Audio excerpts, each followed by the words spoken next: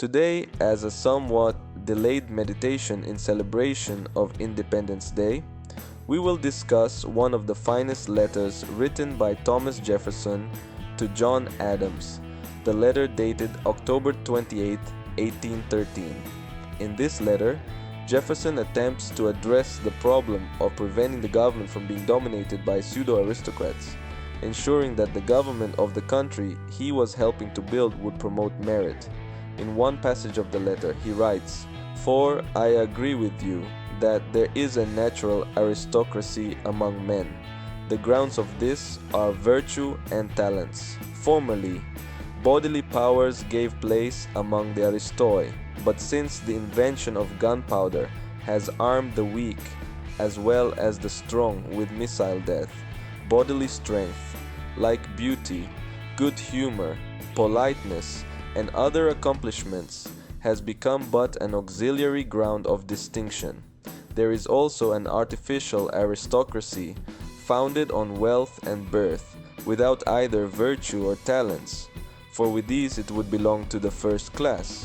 The natural aristocracy I consider as the most precious gift of nature for the instruction, the trusts, and government of society, and indeed it would have been inconsistent in creation to have formed man for the social state, and not to have provided virtue and wisdom enough to manage the concerns of the society. May we not even say that that form of government is the best, which provides the most effectually for a pure selection of these natural aristoi into the offices of government. The artificial aristocracy is a mischievous ingredient in government, and provision should be made to prevent its ascendancy." In the preceding passage, we see that Thomas Jefferson, one of the most influential founding fathers of the USA, knew what true aristocracy was, as the term aristocracy from Greek means something like power of the excellent, and what basically defines excellence is living according to a high standard, having internalized a high standard that distinguishes one from others in excellence. But to distinguish oneself in superior excellence, things like beauty, politeness, physical strength, etc., do not count, as such distinctions are only auxiliary and not central elements that truly make someone excellent and distinct from the masses. Rather, it is that which produces genius, which are talents and virtues, attribute that, as we shall see ahead, are trained and not hereditarily acquired. In another passage of the letter he says, "But even in Europe, a perceptible change has taken place in the mind of man. Science has liberated the ideas of those who read and reflect, and the American example has kindled feelings of right in the people. Consequently, an insurrection has begun of science, talents, and courage against rank and birth, which have fallen into contempt. It has failed in its first effort because the mobs of the cities, the instrument used for its accomplishment, debased by ignorance, poverty, and vice, could not be restrained to rational action. But the world will recover from the panic of this first catastrophe. Science is progressive, and talents and enterprise are on the alert. Resort may be had to the people of the country, a more governable power from their principles and subordination, and rank, birth, and tinsel aristocracy will finally shrink into insignificance even there."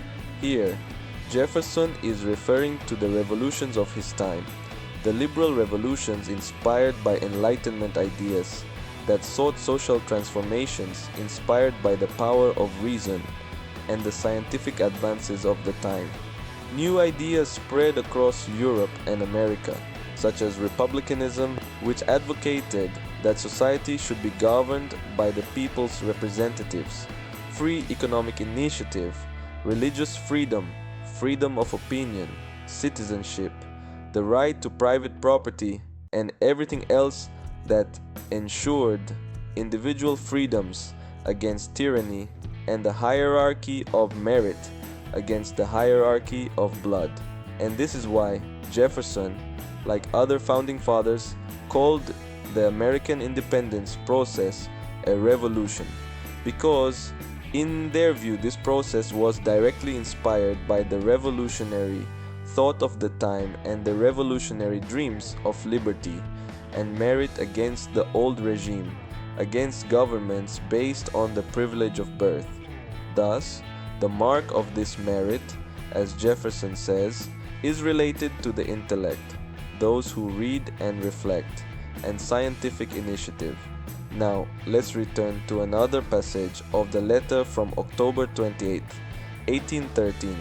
These laws, drawn by myself, laid the axe to the root of pseudo-aristocracy.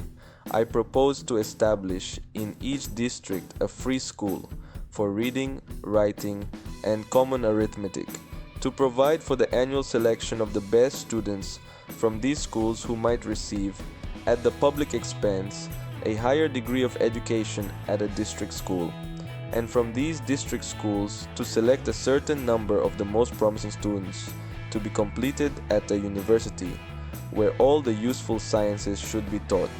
Worth and genius would thus have been sought out from every condition of life and completely prepared by education for defeating the competition of wealth and birth for public trusts. Since Jefferson sought to promote true aristocracy to govern the USA, and such aristocracy is based on the development of intellect and genius, he proposed the creation of educational systems that could identify and promote talents from an early age.